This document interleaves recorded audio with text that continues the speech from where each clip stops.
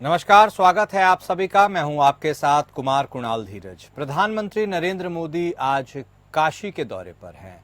बनारस से पीएम 6,600 करोड़ रुपए की परियोजनाओं का शिलान्यास और लोकार्पण करेंगे।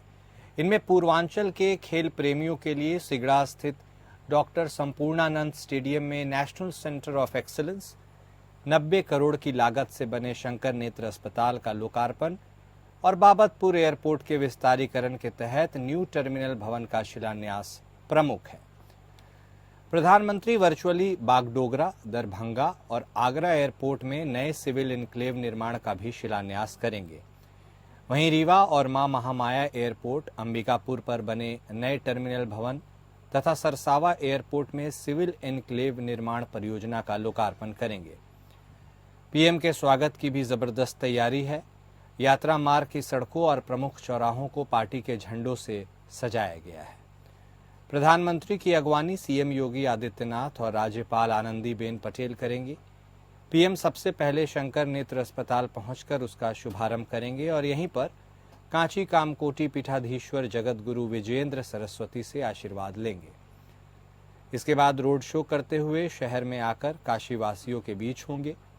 सिगड़ा स्टेडियम में आयोजित कार्यक्रम में प्रधानमंत्री लोकार्पण और शिलान्यास कर तमाम परियोजनाओं की सौगात देने के साथ ही काशी विश्वनाथ मंदिर न्यास द्वारा संस्कृत विद्यालयों और अस्पतालों में तीमारदारों के लिए शुरू की जाने वाली निःशुल्क भोजन व्यवस्था की घोषणा करेंगे। इसके बाद जनसभा को संबोधित करेंगे। हरियाणा विधानसभा चुनाव में लगातार तीसरी बार पार्टी को मिली जीत और जम्मू कश्मीर में पार्टी के शानदार प्रदर्शन से उत्साहित बीजेपी कार्यकर्ताओं ने पीएम मोदी के भव्य स्वागत की तैयारी की है। प्रधानमंत्री के एयरपोर्ट से बाहर निकलने पर बाबतपुर में पिंडरा विधायक डॉक्टर अवधेश सिंह के नेतृत्व में बीजेपी कार्यकर्ता ढोल, नगाड़े, डमरू, शंखनाद के साथ भव्य स्वागत करेंगे।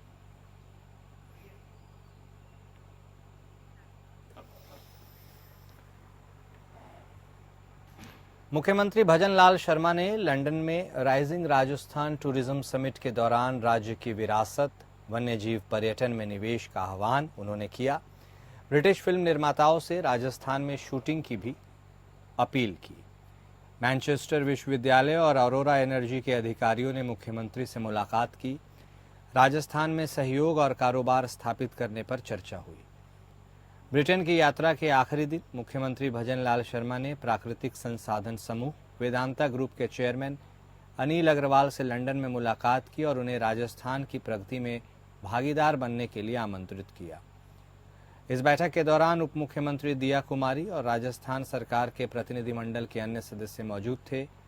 राजस्थान में 1 लाख करोड़ रुपए से अधिक के निवेश की अपनी प्रतिबद्धता को दोहराते हुए वेदांता ग्रुप के चेयरमैन अग्रवाल ने कहा कि यह निवेश वेदांता की कंपनियों Hindustan zinc, Cairn oil and gas और सेरेंटिका रिन्यूएबल्स के विस्तार में होगा और इसके अलावा लघु और मध्यम उद्योगों के लिए गैर लाभकारी यानी नॉन प्रॉफिट आधार पर वेदांता उदयपुर के पास एक औद्योगिक पार्क भी स्थापित करेगी।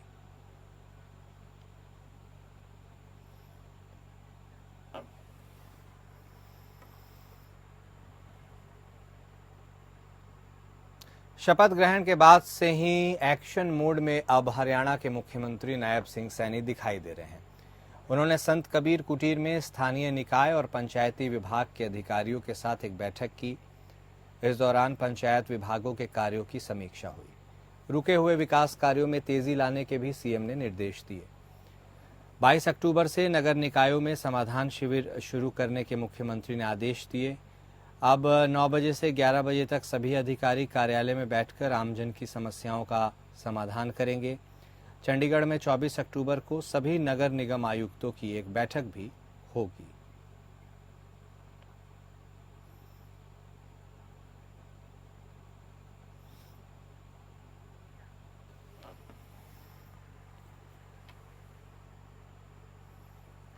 रायपुर में मुख्यमंत्री विष्णुदेव साय से उनके निवास में पेरिस ओलंपिक 2024 में कांस्य पदक विजेता निशानेबाज मनु भाकर ने मुलाकात की। मुख्यमंत्री साय ने मनु भाकर का छत्तीसगढ़ में स्वागत करते हुए कहा कि आपकी उपलब्धि से पूरा देश गौरवान्वित हुआ है। मनु भाकर राजधानी रायपुर में आयोजित 27वीं अखिल भारतीय वन खेलकूद प्रतियोगिता के समापन समारोह में हिस्सा लेने पहुंची हैं। उल्लेखनीय है कि मनु भाकर ने पेरिस ओलंपिक 2024 की 10 मीटर एयर पिस्टल प्रतिस्पर्धा और 10 मीटर मिक्स डबल्स में कांस्य पदक जीता है। मनु भाकर ओलंपिक पदक जीतने वाली पहली भारतीय महिला निशानेबाज है।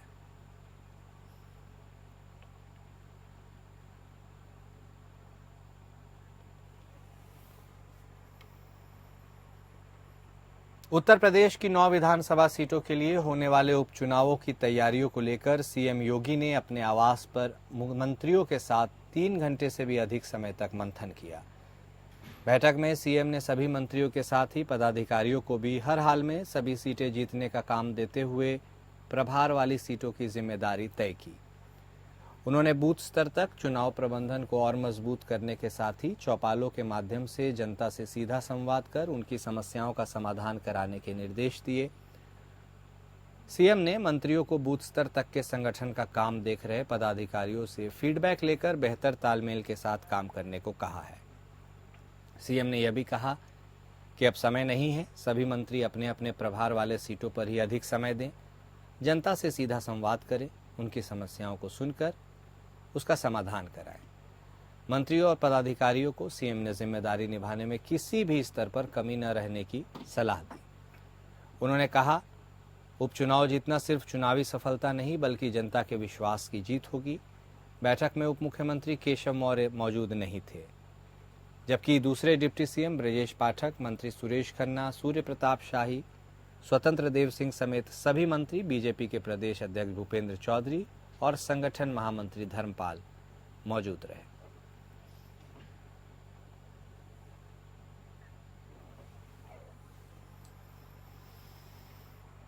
जम्मू और कश्मीर के मुख्यमंत्री उमर अब्दुल्ला और अभिनेता सुनील शेट्टी ने मैराथन दौड़ को एक हरी झंडी दिखाई। श्रीनगर में विशाल अंतर्राष्ट्रीय मैराथन को हरी झंडी दिखाई गई।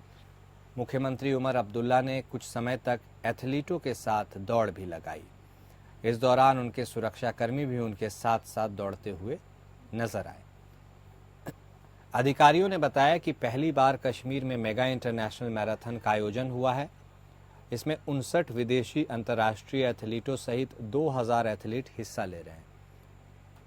एथलीट्स 42 किलोमीटर की फुल और 21 किलोमीटर की हाफ मैराथन दौड़ रहे हैं।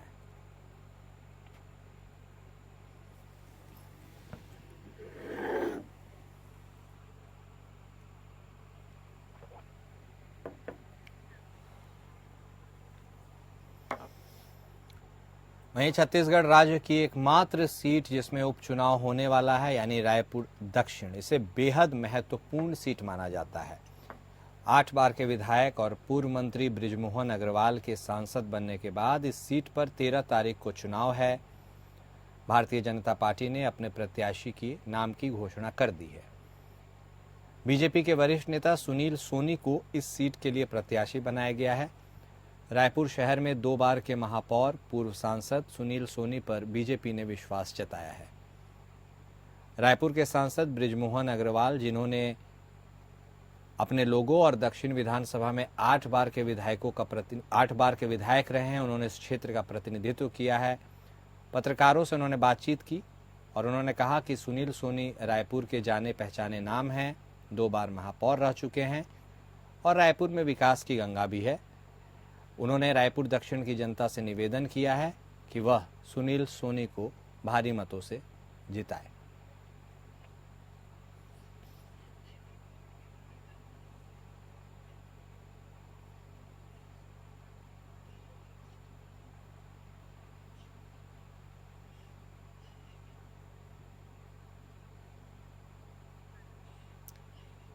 रायपुर दक्षिण की एक सीट है जिस पर चुनाव होना है और इसके लिए अब वहां पर भारतीय जनता पार्टी ने 2 बार के महापौर रहे सुनील सोनी के नाम पर मुहर लगाई है और इस नाम पर मुहर लगने के बाद वहां के मौजूदा सांसद ने वहां के लोगों से अपील की है कि सुनील सोनी को वोट दें, कमल के छाप पर वोट डालें और उन्हें भारी मतों से जिताएं। आपको बता दें कि सुनील सोनी वहां के जाने पहचाने नाम हैं। उस क्षेत्र के लोगों में उनकी अच्छी पकड़ है और ऐसे में अब उनके जीतने की संभावनाओं पर लोग अपनी अपनी बात करते नजर आ रहे हैं। वहीं शिवपुरी जिले की दूर दराज की सबसे बड़ी तहसील खनिया धाना में पीएम श्री शासकीय माध्यमिक विद्यालय कक्षा 1 में बच्चों को बांटने के लिए आई सरकारी किताबों को कबाड़ में बेचने का मामला अब संदिग्ध हो गया है। ये स्वीकारोक्ति शिवपुरी डीपीसी दफेदार सिंह सिकरवार ने की है। पीएम श्री शासकीय विद्यालय क्रमांक 1 में पहुंचकर जांच के बाद उन्होंने इसका उल्लेख किया। इसके साथ ही अब जिला स्तर पर प्रकरण की जांच कराने की बात हो रही है। उल्लेखनीय है कि खनिया धाना के पीएम शासकीय माध्यमिक विद्यालय के प्राचार्य मनोज जैन और शिक्षक मनोज कोली का एक वीडियो इंटरनेट पर वायरल हुआ। उक्त वीडियो में दोनों शिक्षक रात के अंधेरे में मोबाइल की टॉर्च के बीच बच्चों को बांटने के लिए आई सरकारी किताबों को एक कबाड़ी राकेश साहू को बेचने का प्रयास कर रहे हैं। वीडियो में मौके पर कबाड़ी भी मौजूद था। ये वीडियो स्थानीय युवाओं द्वारा बनाकर इंटरनेट में अपलोड किया गया। मामला तूल पकड़ा, जांच हुई। पूरे मामले में प्राचार्य सहित शिक्षक को क्लीन चिट दी गई। इसी क्रम में शिवपुरी डीपीसी दफेदार सिंह सिकरवार ने भी मौके पर पहुंचकर जांच की। उसके बाद उन्होंने मीडिया के समक्ष बयान दिया कि प्रथम दृष्टया मामला संदिग्ध है। इसी के चलते अब जिला स्तर से वह अन्य विभाग से मामले की जांच करवाएंगे। जांच में जो भी तथ्य सामने आएंगे उसके आधार पर कार्रवाई होगी।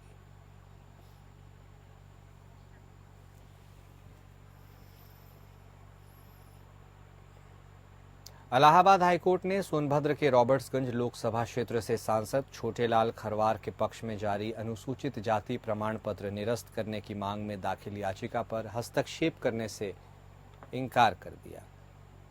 ये आदेश न्यायमूर्ति शेखर बी सराफ और न्यायमूर्ति वीसी दीक्षित की खंडपीठ ने इंद्रजीत की याचिका पर अधिवक्ता अभिषेक कुमार चौबे को सुनकर दिया है। कोर्ट ने संबंधित अधिकारी को प्रार्थी की शिकायत पर 10 हफ्ते में आदेश पारित करने का निर्देश दिया। याचिका में सांसद के जाति प्रमाण पत्र की वैधता को चुनौती दी गई। दलील दी गई कि चकिया की नौगढ़ तहसील से जारी अनुसूचित जाति का प्रमाण पत्र गलत तरीके से निर्गत किया गया है। इसे निरस्त करने की मांग की गई। 22 मई को संबंधित अधिकारी को प्रत्यावेदन दिया गया था, लेकिन उसका निस्तारण नहीं किया गया। देखिए, भारतीय जनता पार्टी और अपना दल जी, ये दोनों मिल करके साजिश रचे हैं। जी, ऐसा कोई संविधान नहीं है कि दूसरे जिला में घर हो जाए तो जाति बदल जाएगी। जी, जी, ऐसा कोई संविधान प्रमाण नहीं दे सकता। जी। मैं चंदौली जनपद के रहने वाला हूँ।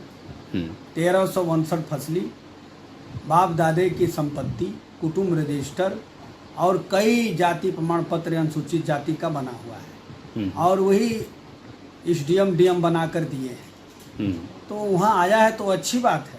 वो जिला में निस्तारण हो जाएगा कि चंदौली जनपद की खरवार अनुसूचित जाति में हैं या नहीं है, और डीएम निस्तारण कर देगा, वही सच्चाई हो जाएगा। यही हाई कोर्ट ने कहा है। क्या आपको लगता है कि ये राजनीतिक भिन्नता है? ये राजनीतिक द्वेष बस जी, भारतीय जनता पार्टी के लोग जी, और अपना दल के लोग ये मिल करके साजिश रचे हैं कि आदिवासी कैसे जो है कि सांसद बना है। विश्व स्तरीय चिकित्सा सेवा बोकारो में भी मरीज को उपलब्ध हो सकेगी। पूर्वी भारत के सबसे आधुनिक अस्पताल अब एक छत के नीचे वर्ल्ड क्लास मेडिकल फैसिलिटीज के साथ सुविधाएं प्रदान करेंगे। मेडिकेंट अस्पताल बोकारो में सुपर स्पेशलिटी विभाग की विस्तृत श्रृंखला उपलब्ध है। झारखंड का यह पहला अस्पताल जहां 600 बेड की सुविधा होगी। यहां मरीजों को आधुनिक सुविधाएं उपलब्ध कराई जाएंगी। इस आधुनिक अस्पताल में उच्च गुणवत्ता युक्त चिकित्सा सेवाएं प्रदान की जाएंगी। यह जानकारी अस्पताल के चेयरमैन और प्रबंध निदेशक डॉक्टर मजीद अहमद तालीकोटी ने अस्पताल परिसर में मीडिया से बातचीत के क्रम में कही। उन्होंने कहा कि इस आधुनिक अस्पताल में नवीनतम तकनीक, उन्नत उपकरण और विश्व स्तरीय इंफ्रास्ट्रक्चर के साथ साथ अपनी सेवाओं का विस्तार किया गया है। यहाँ के डॉक्टर की टीम देश के विभिन्न राज्यों से आए हैं, जिन्हें अपने अपने क्षेत्र में विशेषज्ञ शामिल हैं। इसका मोटो बड़ा सिंपल है, to save precious life, to give quality care at the affordable price at your doorstep. इसमें अनोखा ये है कि जैसे मैं कैंसर सर्जन हूँ, दिल्ली से हूँ और मुझे वहाँ से लाया गया है कि आपकी सेवा के लिए, और दिल्ली से बेटर सुविधाओं के hospital, you can not find a medicant like facility in US, Japan or anywhere. You can find similar facility. Kaise? If you see, if I give you the example of the doctors, we have all DM, MCH, qualified doctors. We have got the best of the team because we, जैसे मेरा अपना भी experience है या हमारी team का जो experience है, we have sacrificed our whole life in serving. Now we are here to serve Bokaro, Jharkhand and India. जनपद संभल में जिला पंचायत राज अधिकारी के पद पर उपेंद्र कुमार पांडे तैनात हैं। शिकायतकर्ता ने उपेंद्र कुमार पांडे डीपीआरओ खिलाफ शिकायती पत्र जांच के दौरान निदेशक पंचायती राज लखनऊ को दिया। अवैध रूप से धनराशि की वसूली की आरोप लगाया गया है। भ्रष्टाचार संबंधी पद का दुरुपयोग करने का भी गंभीर आरोप इसमें शामिल है। 21 अप्रैल 2024 को आरोप लगाए गए। जांच अधिकारी पंचायत मुरादाबाद मंडल ने 5 महीने से अधिक समय बीत जाने के बाद भी यह सामने आया कि जांच अभी तक पूरा नहीं हुआ है। 8 दिन पहले मामले में डीडी पंचायत से जानकारी ली गई तो बताया कि शिकायत से संबंधित दस्तावेज उपलब्ध नहीं हुए हैं, जिसके कारण जांच पूरी नहीं हुई है, लेकिन 1 सप्ताह के अंदर जांच पूरी कर ली जाएगी। 5 महीने का वक्त बीत गया है। मामले में डीडी पंचायत मुरादाबाद ने जांच पूरी नहीं की है। दोबारा 18 अक्टूबर को महेंद्र सिंह डीडी पंचायत मुरादाबाद से जानकारी उन्होंने लिया तो बताया गया कि शिकायत से संबंधित एक कागज कार्यालय में जमा नहीं हुआ है, जिस कारण जांच रुका है। अब देखना होगा कि निदेशक पंचायती राज विभाग लखनऊ ने डीडी पंचायत को निर्देशित करते हुए कहा था कि 1 सप्ताह के अंदर जांच करके कार्यालय में रिपोर्ट सौंपी जाए, लेकिन अब 5 महीने के बाद भी जांच पूरी नहीं हुई है तो क्या कुछ कार्रवाई निकलकर सामने आती है। अभी भी उपेंद्र कुमार पांडे डीपीआरओ के पद पर तैनात हैं। संभल में तैनाती की वजह से जांच प्रभावित होने की भी संभावना है। जनपद संभल में जिला पंचायत राज अधिकारी उपेंद्र कुमार पांडे तैनात हैं। इनकी शिकायत 21 अप्रैल 2024 को निदेशक पंचायती राज लखनऊ से की गई थी। साथ ही उस मामले में डीडी पंचायत मुरादाबाद को जांच अधिकारी बनाया गया था, लेकिन इसमें अभी तक जांच पूरी नहीं हुई है। 1 सप्ताह पहले इसमें मामले में जानकारी डीडी पंचायत महेंद्र सिंह से ली तो उन्होंने बताया कि 1 सप्ताह में इस मामले में जांच पूरी कर ली जाएगी, लेकिन कल हमने इस मामले में जांच को लेकर डीडी पंचायत महेंद्र सिंह से बात की तो उन्होंने बताया कि इसमें एक दस्तावेज, एक कागज हमको प्राप्त नहीं हुआ, जिसकी वजह से जांच रुकी हुई है। साथ ही शीघ्र ही इस पर जांच पूरी कर ली जाएगी। अब देखने वाली बात है कि यहाँ पर 5 महीना हो जाने के बाद भी जांच पूरी नहीं हुई है। लगातार इसमें टाल मटोल किया जा रहा है। अब ये देखना है कि इसमें जांच पूरी होती है या नहीं होती है, या कोई खेल होता है। मैं चरण सिंह कैमरा पर्सन के साथ APN संभल। फर्रुखाबाद के जिला जेल में बंद आधा दर्जन महिला बंदियों ने पति की लंबी उम्र के लिए करवा चौथ का व्रत रखा है।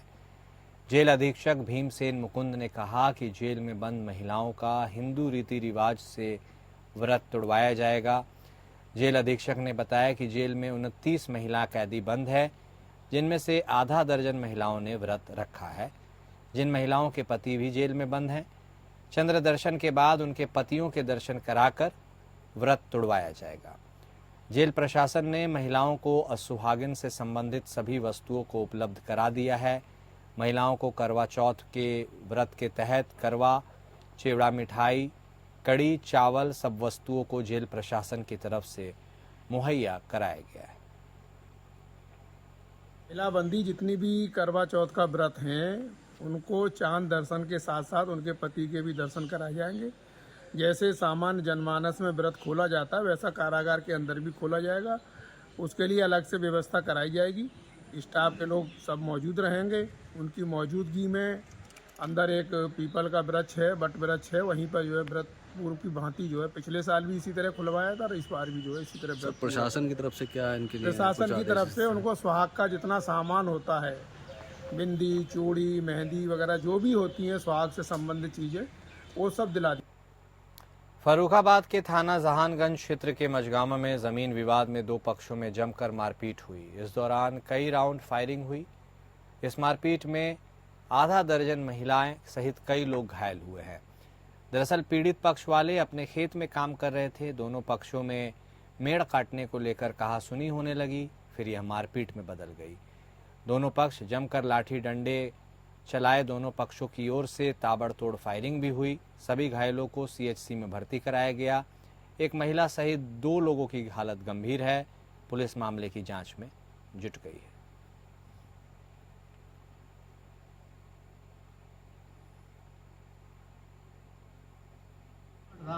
लड़ाई कर तो मैंने हमने जाके दी मेड़ काय को दे बस दे 3-12 मान लिया वो वाली भी गाड़। कितने लोग थे मारने वाले? 12 लोग थे। घायल कितने लोग हैं? घायल बे हम तो 7-8 जने घायल है।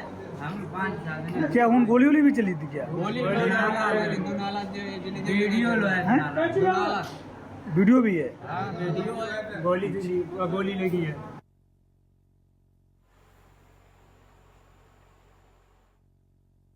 दोनों लोगों को आलू बढ़ रहे तो पता नहीं अब क्या हुआ। किसके किसके? वहाँ के लाल का जिलेक। अच्छा, फिर वहीं कुछ मारपीट हुई, फिर फायरिंग हुई। अच्छा, गोली लगी किसकी? गोली तो नहीं देखी रात। अच्छा। अब मौका पाया ही नहीं। अच्छा, विवाद का कारण क्या है? विवाद का यही का अब आप देखो क्या है। अच्छा, मौके पुलिस आई थी? मौके पुलिस ने लोगन सायरन बजाओ तब दुनाला हमने लिया देखी बजट। प्रदेश के समाज कल्याण राज्य मंत्री असीम अरुण 1 दिवसीय दौरे पर कन्नौज पहुंचे। इस दौरान मंत्री असीम अरुण ने बोर्डिंग मैदान में हो रहे सुंदरीकरण का निरीक्षण किया। कार्य में खामियां मिलने पर वहां मौके पर मौजूद अधिकारियों को फटकार लगाई। तस्वीरों में आप खुद देख सकते हैं कि समाज कल्याण मंत्री असीम ने कैसे अधिकारियों की फटकार लगाई, क्लास लिया और अच्छा काम करने के निर्देश दिए। वहीं बहराइच की घटना पर योगी कैबिनेट के राज्य मंत्री असीम अरुण बोले कि बहराइच की घटना में जो हत्या की गई है वो गंभीर विषय है, हत्या नहीं होनी चाहिए थी। घटना में शामिल जो भी दोषी होंगे उनको बख्शा नहीं जाएगा। सरकार ऐसे लोगों के खिलाफ कड़ी से कड़ी कार्रवाई कर रही है। सभी लोग आपस में तालमेल बनाएं, किसी भी त्योहार पर ऐसी घटना नहीं होनी चाहिए।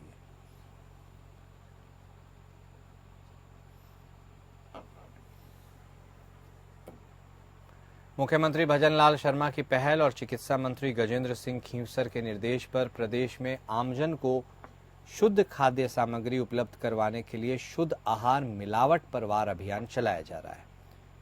अभियान के तहत खाद्य सुरक्षा आयुक्त इकबाल खान के निर्देश में शनिवार को मसाला बनाने वाली फर्म पर कार्रवाई कर 4500 किलो मसाला सीज किया गया। संयुक्त आयुक्त डॉक्टर SN धौलपुरिया ने बताया कि जयपुर के शास्त्री नगर में गणेश ट्रेडिंग कंपनी पर केंद्रीय दल के खाद्य सुरक्षा अधिकारियों द्वारा कार्रवाई हुई। मौके से मिलावट के संदेह के आधार पर मिर्च पाउडर, हल्दी पाउडर, धनिया पाउडर के नमूने लिए गए। इस दौरान 4500 किलो मसाले जब्त किए गए।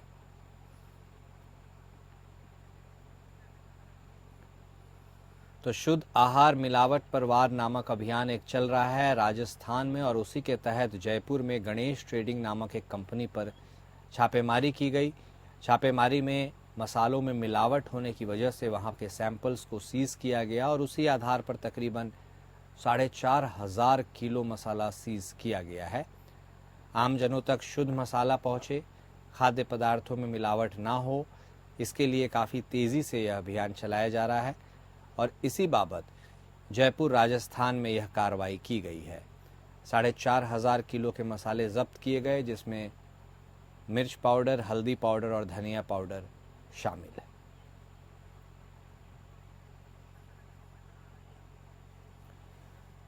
तो जयपुर राजस्थान की यह खबर हम आपको बता रहे हैं। मिलावट के खिलाफ यह अभियान चलाया गया है और इसमें संयुक्त सचिव स्तर के भी अधिकारी शामिल है। इसके साथ ही खाद्य सुरक्षा आयुक्त खुद इसकी मॉनिटरिंग कर रहे हैं। इकबाल खान के निर्देश में शनिवार को मसाला बनाने वाली इस फर्म पर कार्रवाई हुई और काफ़ी बड़ी संख्या में मसाला सीज किया गया। इसके साथ ही एक अन्य संयुक्त आयुक्त डॉक्टर SN धौलपुरिया ने भी बताया है कि जयपुर के शास्त्री नगर में गणेश ट्रेडिंग कंपनी पर केंद्रीय दल के खाद्य सुरक्षा अधिकारी द्वारा यह कार्रवाई की गई है। मौके से मिलावट के आधार पर, जैसा हमने आपको बताया, मसालों की कई श्रेणियों में मिर्च पाउडर, हल्दी पाउडर और धनिया पाउडर के नमूने लिए गए।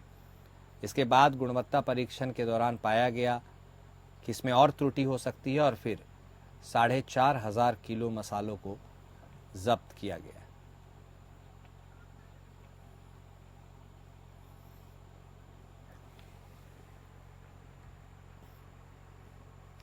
झारखंड में आगामी चुनाव की घोषणा के बाद जेएमएम का चुनावी सभा आरंभ हो चुका है।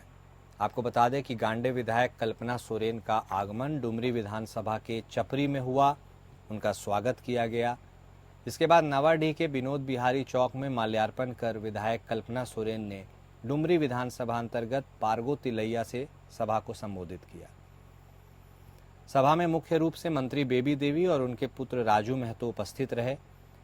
सभा को संबोधित करते हुए मंत्री बेबी देवी ने कहा कि हेमंत सरकार ने काफ़ी काम किया है और जो भी काम संभवतः अधूरा रह गया है उसे पूरा करने के लिए वापस से हेमंत सरकार को जिताना है।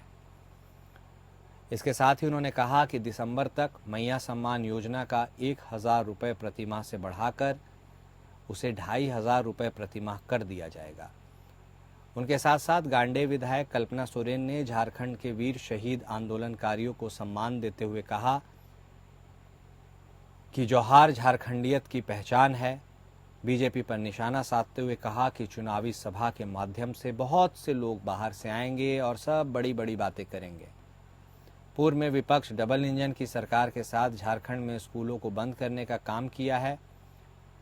हमारा पैसा यानी 136 करोड़ रुपए जिससे हमारा कितना विकास हो सकता था उस पर प्रतिबंध लगाया गया है। केंद्र सरकार हमेशा से हम लोगों के साथ भेदभाव करती आ रही है, ऐसा गांडे विधायक कल्पना सोरेन ने जनसभा को संबोधित करते हुए कहा। डुमरी विधानसभा में विधायक कल्पना सोरेन का यह आगमन हुआ था। राजस्थान के धौलपुर से एक दिल दहला देने वाली खबर आई है। यहाँ Karauli Dholpur highway NH 11B पर सुनीपुर गांव के नज़दीक एक दर्दनाक सड़क हादसा हुआ। स्लीपर कोच बस और टेम्पो की टक्कर में 11 लोगों की दर्दनाक मौत हो गई। मृतकों में 5 बच्चे, 3 बच्चियां, 2 महिलाएं और 1 पुरुष शामिल हैं। सभी के शव को बाड़ी अस्पताल की मॉर्चरी में रखवाया गया है। मामला बाड़ी सदर थाना इलाके का है। टेम्पो सवार बाड़ी शहर के गुमट मोहल्ला निवासी थे। सभी बरेली गांव से एक कार्यक्रम में शामिल होकर लौट रहे थे। यह हादसा हो गया। धौलपुर सड़क हादसे में स्लीपर बस और टेम्पो की टक्कर हुई, जिसमें कुल 11 लोगों की जान चली गई।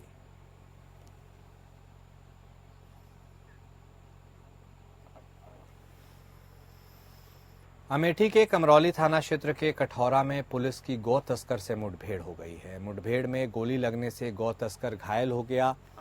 इस दौरान पुलिस ने 4 गौ तस्करों को भी दबोच लिया। मामला कमरौली थाना क्षेत्र के कठौरा स्थित निर्माणाधीन डिग्री कॉलेज के पीछे खंडहर का है।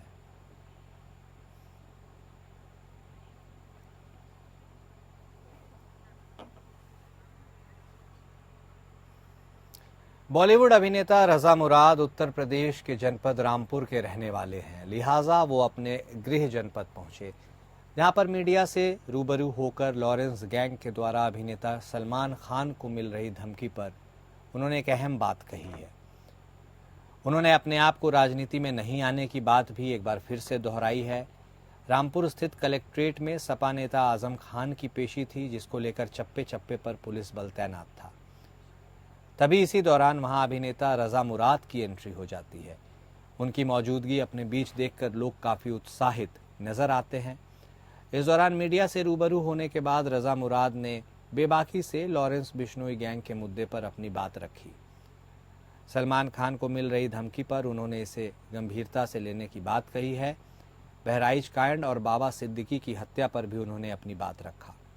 यही नहीं, उन्होंने इस बात को भी कहा कि इस समय बॉलीवुड में कहीं न कहीं डर का माहौल है, क्योंकि हर कलाकार को आउटडोर शूटिंग के लिए निकलना पड़ता है, इसलिए खतरा बना रहता है।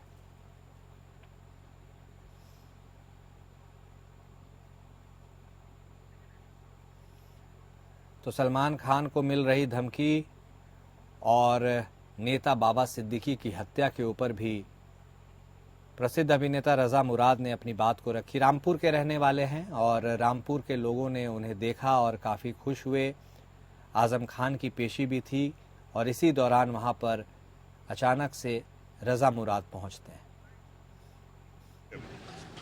रामपुर मेरा वतन है, मेरा बचपन यहाँ गुजरा है और एक फंक्शन था बरेली में कल रात को, वो उसमें मैंने शिरकत की। अब बरेली आऊं और रामपुर ना आऊं ये मुश्किल ही नहीं, नामुमकिन है। तो मैं बस आ गया, अपने वतन आ गया। अच्छा रजा मुराद साहब, बहराइच में क्या कहते हैं एक हिंसा हुई है, उसके आरोपी जो उनको एनकाउंटर भी उसमें किया गया है, क्या कहना चाहेंगे बहराइच की घटना को लेकर? अब देखिए, उसका मुझे कुछ इतनी जानकारी नहीं है क्योंकि 3-4 दिन से मेरी ट्रैवलिंग है, मुझे अखबार भी नहीं मिल पा रहे हैं, तो इतनी जानकारी वहाँ पे नहीं है। हाँ, ये पता है कि एनकाउंटर में इस बार जान नहीं गई, सिर्फ टांग पे चोट लगी है। अक्सर एनकाउंटर में जान चली जाती है, लेकिन इस बार जान किसी की गई नहीं है, इतना मुझे पता है। अच्छा, जिस तरह से यूपी, जिस तरह से आप आजम खान भी आज एक मामले में कोर्ट आए हैं, क्या कहना चाहेंगे आजम? देखिए, ऐसा है, मुल्क में इंसाफ सबको मिलता है और यहाँ जब तक किसी पे जुर्म साबित नहीं होता तब तक उसे बेगुनाह कहा जाता है। और फिलहाल इस बुलेटिन में इतना ही। नमस्कार।